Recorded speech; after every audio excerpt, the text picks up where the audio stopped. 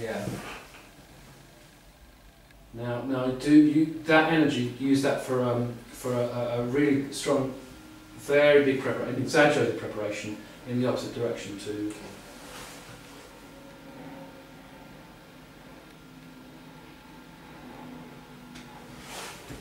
And you'll see when you look at it that looks a little awkward, but it's a new idea, so I mean, it's hardly surprising.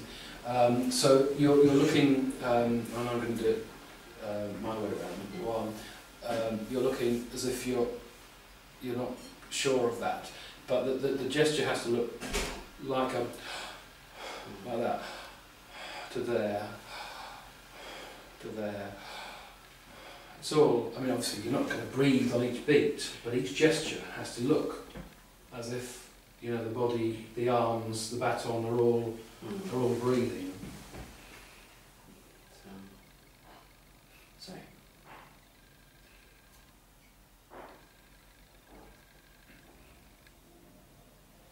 Okay, that you need to think about. Now, everything you're doing there, it is a little bit sort of, a little angular and a little stiff, and I would say that something you would benefit from doing is just getting a feeling of the baton being loose in your hand, so that, you know, it's like it's in charge and you're keeping your hands on it, you know, rather than it being something that you're manhandling.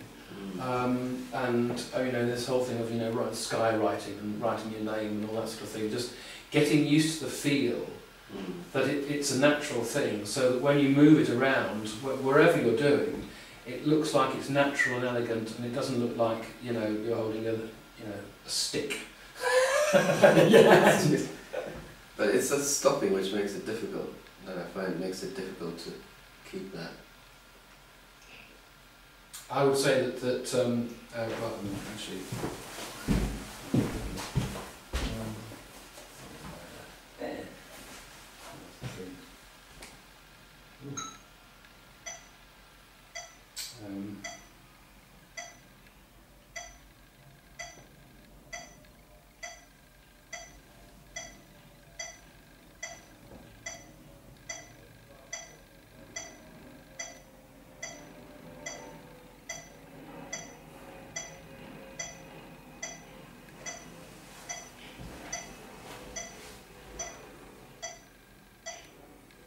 okay, when you get to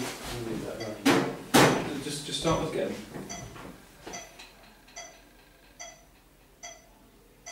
Okay, when you get to this point here, you do that rather than 2, 3, 4. You do something 2, 3.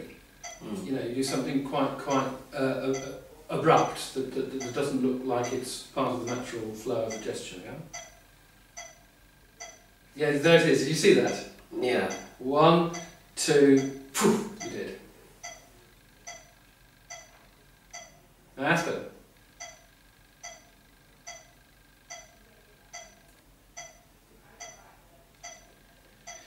No, I was saying that I was flicking my Yeah. wrist, but it's better to have it all as a unit. So Yeah. is it? Well, if you do 1, 2, like that, you know, I mean, what does it look like? It looks somehow casual Go away. or something. Yeah, it looks like, you know. Oh gosh. it looks like you don't care almost. You know? It loses gravitas. It loses its seriousness.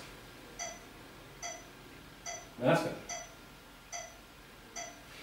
Now look at this on the video. You'll see that the baton, the point of the baton,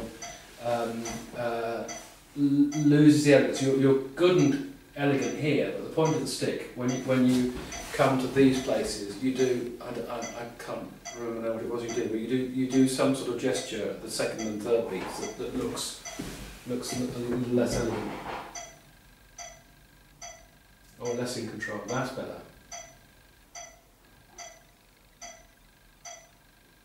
That's better. No, okay. Now, I think go on. what it is, maybe I was just trying too hard To make that live. Yeah.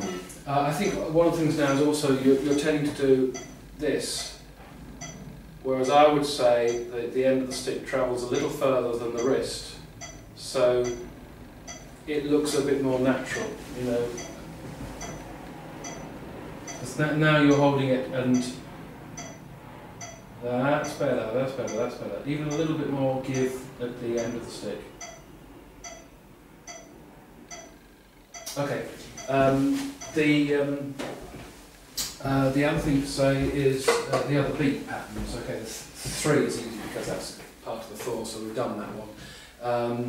The 2 pattern is like this. You need to do one little hook, like a Nike hook thing, like the Nike logo, and up. So you always can tell that one is down and the second beat is an upbeat. 1, 2. Now you're, I think, probably going to do that the other way around, aren't you? So you do 1, 2. That's it.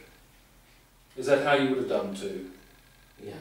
Okay. Well, there you are. That's fine. Exactly. That's what I was thinking about. Yeah. Yeah.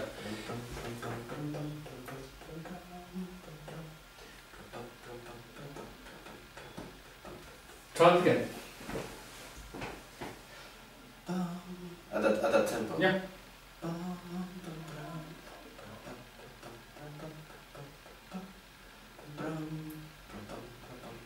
Okay, now let me think about this.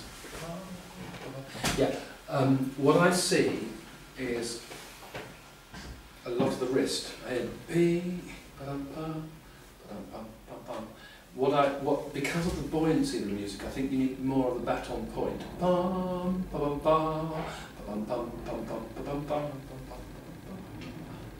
So it's more focusing the beat at the point of the stick and trying not to let it be. So it gives it lightness. It gives it lightness, and also you're encouraging the players all the time to be more responsive and more flexible and more alert. And if you're showing alertness and flexibility and a lighter touch, that encourages them to do the same thing eventually.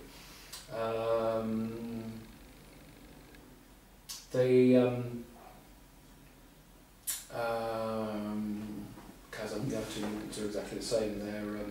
It's all 2 movements, isn't it? Apart from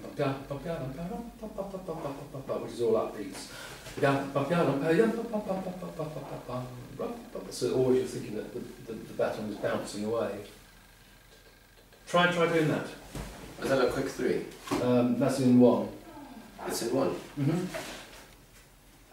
You don't do 1, 2, pump yard, pump yard. Oh, but what I meant doesn't kissing to. I mean, time is 3, 4. Okay.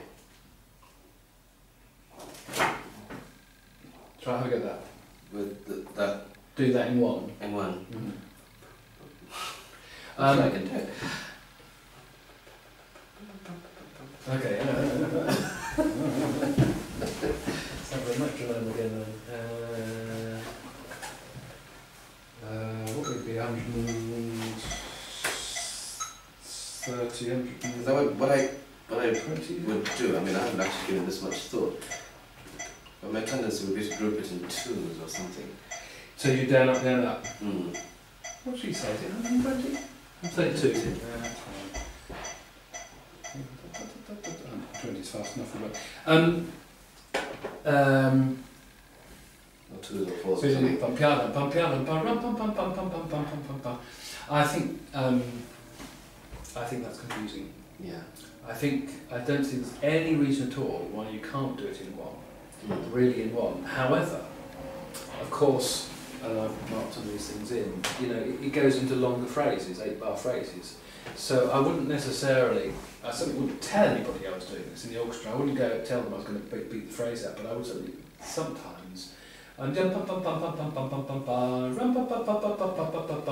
But basically it's all in 1. I wouldn't look as though I was beating 4, but certainly, you know, the way you understand, the way you learn the piece, is those phrase structures.